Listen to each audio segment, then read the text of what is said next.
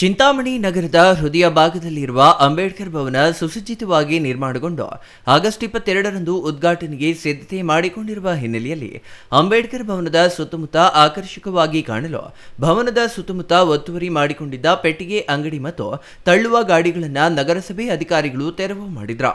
ಈ ಕಾರ್ಯಕ್ರಮಕ್ಕೆ ಉಪಮುಖ್ಯಮಂತ್ರಿ ಡಾಕ್ಟರ್ ಜಿ ಪರಮೇಶ್ವರ್, ನಗರಾಭಿವೃದ್ಧಿ ಸಚಿವ ಯತೀಂದ್ರ ಸಿದ್ದರಾಮಯ್ಯ, ಸಚಿವ ಈಶ್ವರ್ ಖಂಡ್ರೆ, ಸಮಾಜ ಕಲ್ಯಾಣ ಇಲಾಖೆ ಸಚಿವ ಕೆಎಚ್ ಮುನಿಯಪ್ಪ ಸೇರಿದಂತೆ ಕೆಲ ಸಚಿವರು ಬರುವ ಹಿನ್ನೆಲೆ ಅಂಬೇಡ್ಕರ್ ಭವನದ ಸುತ್ತ ಸ್ವಚ್ಛತೆಯನ್ನ ನಗರಸಭೆ ಅಧಿಕಾರಿಗಳು ಕೈಗೊಂಡಿದ್ದಾರೆ.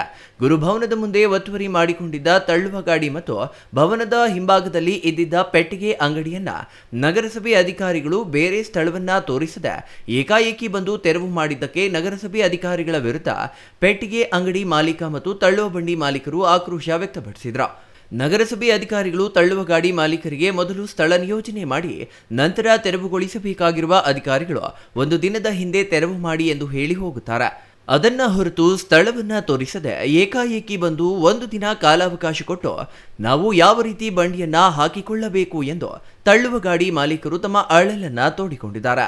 ವಿವಿಧ ಕಾರ್ಯಕ್ರಮಗಳ ಒಂದು ಉದ್ಘಾಟನೆ ಇರೋದ್ರಿಂದ 22ನೇ ತಾರೀಕು ಮಾನ್ಯ ಉಪಮುಖ್ಯಮಂತ್ರಿಗಳು ಹಾಗೂ ಇತರೆ ಮಂತ್ರಿಗಳು ನಗರಕ್ಕೆ ಆಗಮಿಸಿದ ಸ್ವಚ್ಛತೆ ಕಾಪಾಡಲು ಈಗಾಗಲೇ ಮಾನ್ಯ ಜಿಲ್ಲಾಧಿಕಾರಿಗಳು ಆಡಳಿತಾಧಿಕಾರಿಗಳಿಗೆ ಕಟ್ಟುನಿಟ್ಟಿನ ನಿರ್ದೇಶನ ನೀಡಿದ್ದಾರೆ. ಅದರಂತೆ ಅಂಬೇಡ್ಕರ್ ಭವನದ ಹಿಂದೆ ಸುಮಾರು ವರ್ಷಗಳಿಂದ ಏನು ಅನಧಿಕೃತವಾಗಿ ಈಗಾಗಲೇ ಕಟ್ಟಿಗೆ ಅಂಗಡಿ ಇಟ್ಕೊಂಡಿದ್ದು ಅವರು ಸಾಕಷ್ಟು ಬಾರಿ ಮೌಖಿಕವಾಗಿ ಸಹ ಹೇಳಿದ್ದೀವಿ ತೆರವು ಮಾಡಿ, ಯಾಕಂದರೆ ಇದು ಸರ್ಕಾರಿ ಜಾಗ ಅಂತ. ಸೊ ಮಾಡಿರಲಿಲ್ಲ. ಸೊ ಇವತ್ತು ಅವ್ರಿಗೂ ಸಹ ಒಂದು ದಿನದ ಮಟ್ಟಿಗೆ ಟೈಮ್ ಕೊಟ್ಟಿದ್ದೀವಿ, ಸಂಜೆ ಒಳಗಡೆ ತೆರವು ಮಾಡಲಿಕ್ಕೆ. ಅವರು ಸಹ ಒಪ್ಕೊಂಡಿದ್ದಾರೆ, ತೆರವು ಮಾಡ್ತಾರೆ. Imran Khan, CTV news, Chintamani.